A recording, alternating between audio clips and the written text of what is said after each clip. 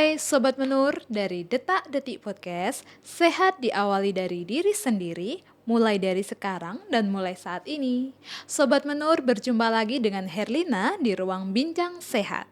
Bincang Sehat siang hari ini temanya seputar MPASI kaya protein hewani cegah stunting. Bersama dengan narasumber kita yang sangat istimewa, Dr. Resti. Beliau seorang dokter spesialis anak di Rumah Sakit Jiwa Menur yang concern banget memberikan edukasi dan sosialisasi seputar tumbuh kembang anak. Karena fase MPASI merupakan fase yang sangat penting untuk mom and dad di luar sana yang sedang memperhatikan tumbuh kembang si anak ke depannya seperti apa. Sobat Menur, langsung saja dengan Dr. Resti yang akan meluangkan waktunya berbincang-bincang dengan kita, dengan Sobat Menur di luar sana yang pastinya sudah menunggu-nunggu dari tadi. Oke, Dr. Resti apa kabar? Selamat siang, Dok. Alhamdulillah Mbak Erlina sehat. Mbak Erlina sehat ya? Alhamdulillah, Dok, saya sehat. Dok, tema pembahasan kita siang ini kan masih seputar MPASI kaya protein hewani cegah stunting. Nah, Dok, sebenarnya ya, Dok, stunting sama kerdil itu beda atau sama, Dok? Stunting dengan kerdil sama atau enggak? Stunting sendiri merupakan perawakan pendek atau sangat pendek. Kerdil pun di kalangan masyarakat dibilang anak yang pendek kan ya. Namun dari stunting ini perawakan pendeknya agak khusus. Jadi dia ada terminologi atau definisi khusus menurut WHO, berdasarkan WHO, bahwa stunting adalah perawakan pendek atau sangat pendek. Ini didasarkan pada kurva pertumbuhan dari WHO. Di kurva pertumbuhan panjang badan atau tinggi badan dibandingkan usia, bahwa dikatakan stunting jika tinggi badan ataupun panjang badan seorang anak berdasarkan usia ini kurang dari -2 standar deviasi berdasarkan kurva tersebut. Nah, namun yang menarik adalah jikalau dia atau anak ini kurang dari -2 standar deviasi namun mempunyai faktor resiko seperti kurangnya status ekonomi, lalu asupan nutrisi baik ibu dan anak yang buruk, lalu riwayat sakit berulang atau riwayat sakit yang lama, dan pemberian praktek makanan yang kurang tepat. Hal ini akan memicu malnutrisi atau kurangnya gizi kronis seperti itu. Oh, seperti itu. Jadi lebih spesifik kalau stunting dibandingkan kerdil. Kalau kerdil masih banyak nih faktor risikonya. Apakah memang dari faktor orang tuanya yang memang pendek, faktor penyakit lain yang hormonal dan pertumbuhan seperti itu. Oh gitu. Jadi memang beda ya, Dok, ya antara stunting dan kerdil itu. Ya, Jadi nggak hanya bisa dilihat dari kondisi fisik aja ya, Dok, ya berarti ya. betul. Jadi memang gerbang awal kita untuk mendeteksi stunting ini dari kurva pertumbuhan tersebut, kurva pertumbuhan WHO ini. Namun kita harus mencari tahu faktor risikonya.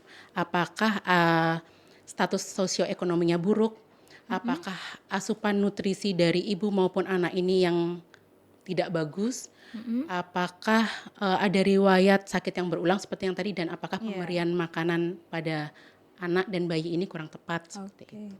Kalau gitu, Dok, berarti stunting itu sebenarnya ya, Dok, bisa diketahui sejak si anak ini usia berapa, Dok? Kira-kira kalau misalkan dari usia kehamilan itu sudah bisa diketahui atau belum untuk tanda-tandanya sendiri? Oke, jadi anak ini kan agak spesial ya, Iya. di mana anak ini mempunyai periode emas yang kita ketahui sebagai 1000 HPK. Oh iya ya. Oke. 1000 HPK bukan 1000 hari pertama kelahiran, bukan 1000 hari pertama kehamilan atau Kehamilan. bukan, tapi 1000 hari pertama kehidupan, di mana kehidupan ini ditandai dan diawali mulai dari janin. Jadi 1000 hari kalau kita bisa membagi secara matematis, tentu saja 1000 hari ini bukanlah sesuatu yang saklek 1000 hari gitu ya. Sistematisnya ibu hamil ini hamil selama 9 bulan. 9 bulan kali 1 bulan ada 30 hari, 9 kali 30 270. Dan sisanya ada di 2 tahun pertama, 365 kali 2 ya di total itu menjadi 1.000 hari. Jadi bisa diketahui semenjak dari masa kehamilan. Diketahuinya seperti apa? Jadi dari Kemenkes sendiri mempunyai anjuran untuk setiap ibu hamil memeriksakan kehamilannya setidaknya 6 kali selama kehamilan, yaitu 2 kali di trimester 1, 1 kali di trimester 2, dan 3 kali di trimester 3. Kenapa kok harus memeriksakan kehamilan yang semenjak sedini mungkin? Nah, itu untuk mendeteksi screening adakah kelainan yang ada di bayi, apakah pertumbuhan dalam kehamilannya ini yang kurang bertumbuh secara optimal, seperti itu. Oke, berarti memang sejak dalam kehamilan sebenarnya stunting ini sudah mulai bisa diketahui ya dok ya? Betul. Gitu. Kalau misalkan nih dok, si bayi atau si anak itu sudah ketahuan stunting sebelum dia usia 1 tahun atau di bawah usia 6 bulan atau mungkin sejak dalam kandungan, itu kira-kira masih bisa diperbaiki nggak dok untuk kedepannya biar si anak ini resiko stuntingnya bisa hilang atau sangat kecil? Oke. Jadi kalau misalkan pertanyaannya bisa diperbaiki nggak untuk stuntingnya, itu pasti bisa. Cuman sejauh mana kita memperbaikinya itu sedari awal kita harus mengetahui faktor-faktor resiko tersebut. Jadi intervensi sedini mungkin akan membuahkan atau menghasilkan luaran yang bagus. Misalkan ada anak baru diketahui stunting usia 8 bulan, itu akan berbeda pada anak jika diketahui stunting di usia kurang dari 6 bulan atau 3 bulan, seperti itu. Karena seperti tadi yang kita bicarakan ya, di 1000 HPK, 1000 hari pertama kehidupan ini merupakan golden period, period untuk pertumbuhan dan perkembangan otaknya. Oke. Oh, seperti itu. Berarti untuk usianya tadi memang beda-beda ya dok ya tanda-tandanya, kemudian diperbaiki atau enggak, bisa diperbaiki atau enggaknya juga tergantung ketahuannya dia dari usia berapa ya dok ya. Betul. Dan salah satu untuk mencegahnya berarti tadi dengan MPASI bisa ya dok? Bisa. Nah, berkaitan dengan MPASI, tadi kan kalau kita flashback lagi di awal bahwa stunting ini ada 4 faktor risiko ya. Yang 1, 2, 3, yang keempat adalah pemberian praktik makanan yang tidak tepat. Nah, pemberian praktik makanan yang tidak tepat ini kan sangat berkaitan sama MPASI. MPASI, iya. Betul. Hal ini ditunjang lagi, diperkuat lagi dengan adanya panduan atau guideline dari WHO di tahun 2023 tentang ada 7 poin, yang di poin keempatnya juga, jadi tadi Kemenkes 4, ini sekarang 4, jadi kayak angka cantik gitu ya.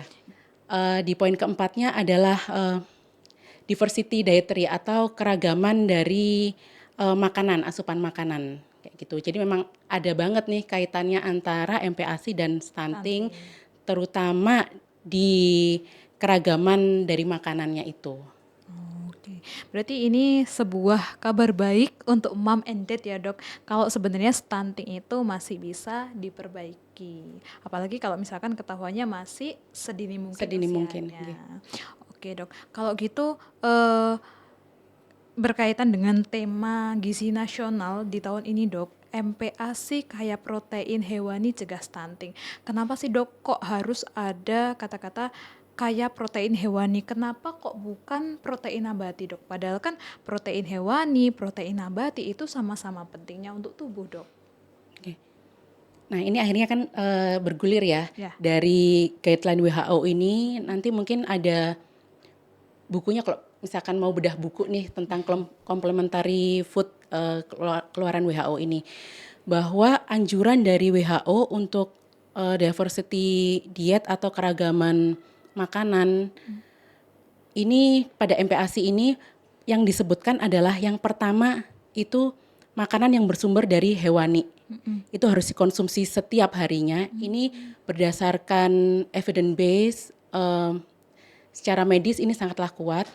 Yang kedua, sayuran dan buah-buahan juga harus dikonsumsi setiap hari. Yang ketiga adalah kacang-kacangan. itu sesering mungkin dapat diberikan jika 1 dan 2 yang tadi itu susah untuk didapatkan. Nah, dari yang pertama aja kita sudah tahu nih, makanan berbasis hewani harus dikonsumsi setiap hari. Nah, ini kenapa? Karena berdasarkan dari kita lihat dari komposisi makanan sendiri ya. Kalau yang berbasis hewani ini, misalkan dia ada 2 macam nih. Ada flash food, ini seperti daging-dagingan, daging sapi, daging ayam, ikan, dan ada dairy product. Dairy product ini susu, yogurt, dan keju. Gitu. Ternyata pada makanan yang berbasis hewani atau kita sebut ASF, Animal Source Food ini mempunyai kandungan nutrien baik mikro maupun makro yang lebih tinggi baik dari kualitas maupun kuantitasnya jika dibandingkan dengan yang lain. Nutrien dan kualitas protein seperti apa adalah misalkan untuk pembentukan kalorinya dia lebih banyak dan nutrien seperti zat besi, zinc dan vitamin-vitamin B1, B12, B6 seperti itu.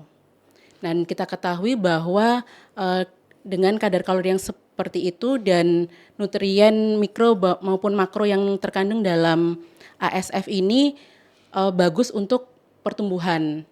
Baik pertumbuhan secara sel keseluruhan maupun terutamanya adalah di otak untuk neurogenesis, pembentukan saraf-saraf otak, mielinisasi gitu. Dan tahu nggak Mbak Herlina bahwa yang seperti yang kita dengar-dengar nih di iklan di luaran sana bahwa ada kandungan DHA yang bagus untuk otak, yang katanya susu formula ini banyak DHA-nya. Iya, di iklan-iklan banyak loh. Nah, itu sebenarnya adalah salah satu kandungan yang banyak terkandung pada ASF atau animal source food ini. Seperti itu. Jadi kalau mau anaknya pinter, otaknya berkembang, harus minum atau mengkonsumsi sesuatu yang banyak DHA-nya gitu kan ya. Sebenarnya ini ada loh di animal source food yang kita bisa makan sehari-hari kayak gitu. Gitu. Berarti memang kandungan-kandungan yang ada pada protein hewani memang lebih banyak dibutuhkan oleh tubuh dibandingkan dengan protein nabati, meskipun protein nabati juga tetap tidak bisa dihilangkan ya dok ya, tetap harus juga dikonsumsi secara seimbang.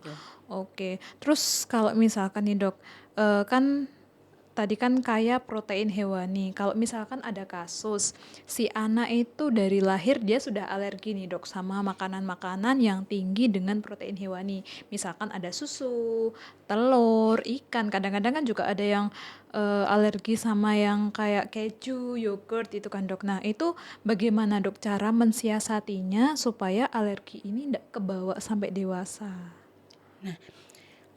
Kalau kita berbicara mengenai alergi, kita sedikit bergeser nih dari topik melenceng awal. Nih dok, dari nggak melenceng banget, tapi bergeser aja gitu kan ya. Bahwa yang namanya alergi ini kan reaksi tubuh yang berlebihan terhadap suatu alergen yang spesifik sifatnya. Jadi bukan berarti anak yang alergi harus pantang segalanya, itu enggak. Jadi kita pastikan dulu dia alerginya apa. Apakah alergi makanan, apakah alergi debu, apakah alergi bulu atau yang mana gitu kan ya. Jikalau katakan anak ini alergi makanan, kita harus tahu alergi makanan yang apa yang dia sensitif gitu. Kalau kita tahu anak ini alergi makanan sesuatu, misalkan tadi Mbak Herlina mengatakan katakanlah yogurt atau keju, susu kayak gitu. Berarti itu kan termasuk pada dairy. Sedangkan animal source food yang bisa didapat dari anak ini kan masih ada yang lain, yang saya bilang flash food itu tadi. Jadi masih bisa lah dikejar. Jadi tidak semuanya, tapi kita masih bisa mengejar makanan bersumber protein yang lain. Yang lain. Betul. Jadi memang benar-benar harus diteliti nih. Nih si anak ternyata nggak bisa nih minum sufor. Berarti diganti dengan makanan yang lain yang memang tinggi protein hewannya juga. Ya, nah Tuh. kalau berbicara mengenai sufor ini akhirnya kita ke bab lain lagi ya. Iya dok, ini bergeser terus nih dok. Ya, karena sufor sendiri itu kan banyak banget macamnya ya. Iya. Susu formula ada yang dari susu sapi, Iya. susu formula ada yang katanya dari susu soya berbasis Iya. soya. Iya dok. Nah, ini kan akhirnya alergi susu formula yang mana dulu? Katakanlah dia alergi susu formula yang berbasis sapi, susu sapi gitu kan. Dari atas indikasi medis tertentu, terdapat susu formula yang memang diindikasikan untuk atau diberikan untuk anak-anak yang berkebutuhan khusus. Berkebutuhan khusus ini maksudnya adalah alergi terhadap susu sapi. Iya. Nah, alerginya seperti apa? Sebenarnya alergi susu sapi ini alergi terhadap proteinnya susu sapi. Proteinnya. Betul. Nah, sedangkan yang ada di kebanyakan susu formula ini adalah protein susu sapi yang masih utuh atau whole gitu kan. Untuk mensiasatinya gimana? Pada beberapa anak yang alergi susu sapi yang whole proteinnya ini, kita memberikan susu formula yang ada yang extensive hydrolyze, namanya ada yang partial hydrolyze. Jadi proteinnya itu yang kita pecah-pecah, protein susu sapinya itu yang kita pecah-pecah, tapi kandungannya kan masih ada gitu. Dan dari penelitian didapatkan bahwa ketika protein dari susu sapi ini sudah dipecah, itu kemungkinan untuk terjadinya reaksi hipersensitif atau reaksi alergi ini lebih berkurang. Jadi bukan berarti tidak mendapatkan proteinnya Iya, susu sapi, tapi proteinnya itu yang dipecah menjadi kecil-kecil seperti itu. Jadi sampai pada kasus yang berat gitu ya, akhirnya yang dikonsumsi adalah susu formula yang berbasis asam amino, gitu kan? Karena intinya dari protein hewani ini kan ada di asam aminonya, Iya. gitu. Jadi nggak usah khawatir bagi ayah bunda di luar sana yang mempunyai anak alergi susu sapi, segera datang ke ahlinya aja untuk mengkonsultasikan. Kabar baik nih untuk mom and dad di luar sana ya dok ya. Ya. Oke, mungkin terakhir nih dok, mungkin ada pesan-pesan sehat yang ingin disampaikan oleh dokter Esti ke mom and dad di luar sana yang mungkin anaknya sedang memasuki fase MPASI dok. Mungkin ada 1 atau 2 pesan sehat dari dokter. Oke, sebenarnya bukan pesan dari saya ya ini ya, lebih tepatnya meneruskan apa yang dikatakan WHO, bahwa rekomendasinya adalah lanjutkan ASI hingga usia 23 bulan 29 hari atau kurang dari 2 tahun. Lalu yang kedua, berikanlah pemberian makanan yang tepat berdasarkan feeding rule. Feeding rule-nya seperti apa, nanti segera kita konsultasikan ya. Dan anak pemberiannya MPASI mulai dari 6 bulan, mohon maaf, jika tidak ada indikasi khusus. Seperti itu. Dan pemberian makannya harus secara responsif feeding. Oke. Terima kasih Dokter Resti. Mungkin untuk mom and dad yang ingin berkonsultasi, ingin sharing masalah tentang anaknya lebih lanjut, bisa ke Rumah Sakit Jiwa Menur bersama dengan Dokter Resti Faria, dokter spesialis anak Rumah Sakit Jiwa Menur. Terima kasih Dokter Resti yang telah Sama-sama, meluangkan Mbak Rina. waktunya pada siang hari ini di acara Bincang Sehat. Semoga apa yang disampaikan bermanfaat untuk kita semua, untuk Sobat Menur di luar sana, untuk para mom and dad. Semoga informasinya bisa membantu. Sobat Menur, nantikan Bincang Sehat selanjutnya hanya di Detak Detik Podcast. Sehat diawali dari diri sendiri, mulai dari sekarang dan mulai saat ini. Dadah.